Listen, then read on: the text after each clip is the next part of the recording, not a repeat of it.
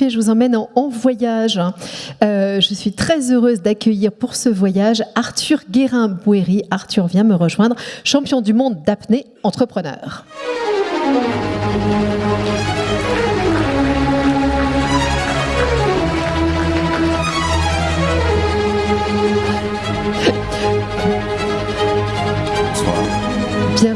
Bienvenue Arthur, bonsoir. Oui, je crois que ça marche ton micro, mais il faut que... Vous m'entendez ? Ouais. Bon. Arthur, quand j'ai lu un peu plein de choses sur ton parcours, sur ton parcours de sportif, un truc qui m'a vraiment surprise et impressionnée, c'est que tu as décidé de te lancer dans l'apnée à 26 ans. C'est quand même tard pour découvrir une discipline sportive. Alors j'ai eu envie de te... Voilà, comment est-ce que ça t'a pris ? Pourquoi est-ce qu'un jour, à 26 ans, comme ça, on se dit, tiens, je vais devenir champion d'apnée ? Je vais découvrir l'apnée et devenir champion d'apnée. Ouais, alors déjà merci de m'avoir invité à m'exprimer ce soir. C'est un honneur d'être ici devant vous. Alors, bonne question. Comment j'ai commencé finalement moi, je suis parisien. J'ai grandi à Paris et non pas près de la Méditerranée. Oui, mais on pourrait se dire champion d'apnée. Il est né près de la Méditerranée. Ce qui est vrai, je suis né à Nice, mais j'ai grandi à Paris, en revanche. Et j'y suis venu finalement de manière assez simple. Parisien, dans un quotidien assez monotone, assez déprimant. Moi, j'ai fait des études d'ingénieur du son, donc je suis musicien à la base. Et après mes études d'ingénieur du son et après m'être rendu compte évidemment que ça serait impossible pour moi de m'occuper de musicien alors que j'avais envie d'être musicien moi-même, je vivais de petits boulots parisiens, dans l'hôtellerie de luxe notamment. J'étais en poste à l'hôtel de Crillon, non loin d'ici, pendant des années, en tant que chauffeur de maître, chauffeur de grande remise. Alors je passais ma vie dans les bouchons parisiens, et ça n'est pas une vocation, vous voyez, pour moi. Et donc il a fallu que je me tire de cette situation.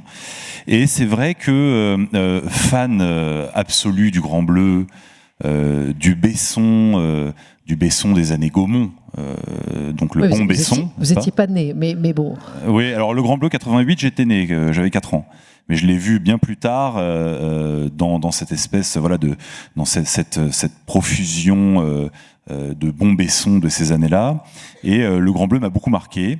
Et c'est vrai que donc à cette période-là parisienne assez déprimée, je me suis dit tiens, il y a cette dimension un peu sport-thérapie dans l'apnée, qui est évidente.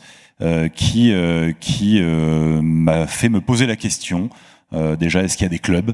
Est-ce que je suis le seul abruti à vouloir faire ça dans un club ? Je me suis rendu compte qu'il y avait des clubs partout, qu'il n'y avait plus une piscine à Paris où il n'y avait pas un club carrément, que les listes d'attente étaient longues comme le bras, que c'était devenu un sport à la mode, qui n'était pas uniquement réservé à une élite de plongeurs complètement tarés qui tentent des records, mais que c'était devenu un sport bien-être comme les autres. C'est quand le Grand Bleu est passé sur Netflix, tout de suite. Ouais, voilà. Non, alors Netflix à l'époque, en 2011, c'était vraiment les tout débuts, quoi. Mais non, en tout cas, c'est vraiment comme ça que j'ai commencé, de manière assez simple finalement. Et très vite, j'ai compris que ça allait avoir un impact très fort sur moi. Alors, on peut le dire, ça a eu un impact. C'est une suite de succès, 8 records du monde, 5 titres mondiaux. Vous êtes aujourd'hui, alors peut-être à égalité, j'ai pas vérifié, mais le Français le plus titré de l'histoire de l'apnée. Et puis, rapidement, vous avez cherché de nouvelles difficultés. Alors, on voit quelques photos là. Vous aviez commencé dans la piscine, vous l'avez dit. Vous avez voulu sortir de la piscine. Vous avez voulu aller plus en profondeur.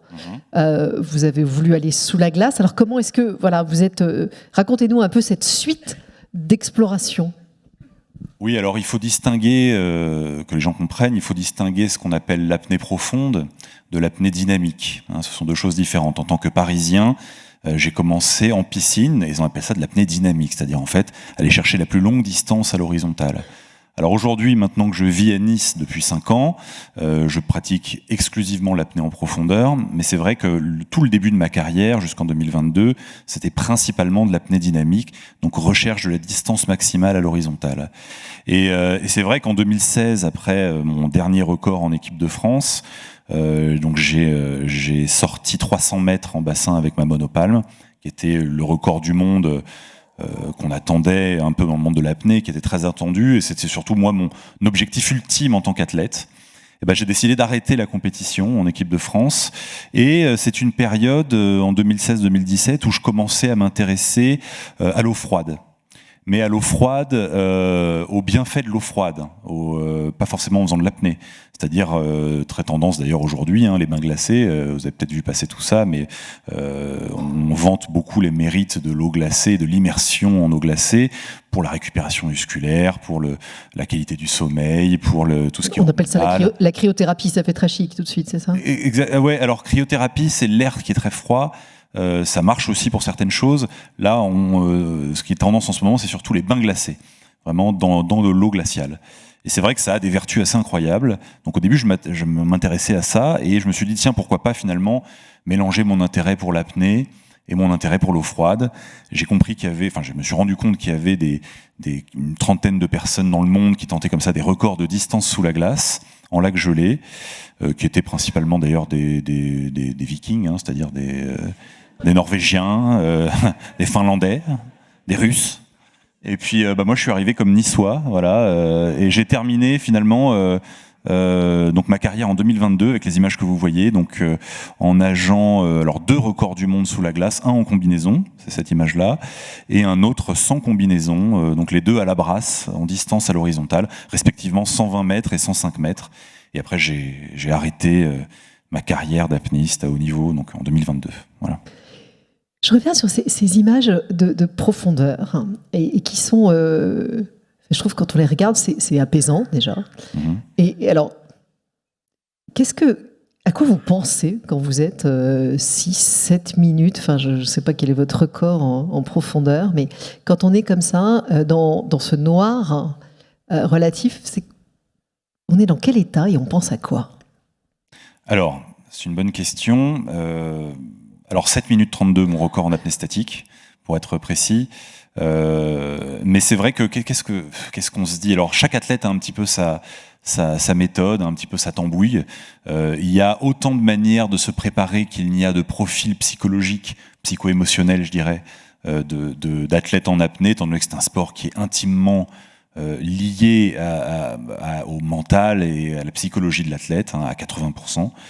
Et donc finalement, on a tous un petit peu notre méthode. Ma méthode à moi, c'était avant tout d'essayer de me vider la tête, alors de visualiser beaucoup mes performances, avant de me mettre dans l'eau bien sûr, mais le moment venu de faire cette préparation d'1 heure pendant laquelle je vais finalement me concentrer, respirer, faire des exercices d'apnée pour échauffer mon apnée, et une méthode finalement qui va me mettre dans un état un petit peu second. D'ailleurs, j'en ai décliné une méthode que je donne d'ailleurs aujourd'hui en entreprise partout en France, de gestion du stress et des émotions. Et finalement, cette méthode, je l'appliquais vraiment à moi en tant qu'athlète, quoi. Et c'était vraiment une manière de se retrouver dans cet état un peu hypnotique, finalement un peu second. Les sportifs appellent ça le flow, vous savez. Donc de se mettre dans cet état de concentration avancée pour finalement réussir à affronter ce que j'allais devoir faire. Alors ça ne supprime pas la peur, forcément, parce que ça m'est déjà arrivé d'avoir peur, notamment sous la glace. Et là, finalement, à ce moment-là, c'est vrai que doit s'ajouter impérativement à cet état, finalement, le choix d'accepter la peur associée au risque dans chaque entreprise passionnée. Finalement, c'est ça la morale. Alors justement, en guise de conclusion, peut-être, quel est le message que vous pouvez nous laisser, peut-être pour faire face à nos peurs? Alors, faire face à nos peurs... moi je pense que l'exercice le plus impactant pour réussir à accepter la peur associée à chaque entreprise, c'est de réussir à accepter de sortir un petit peu de sa zone de confort.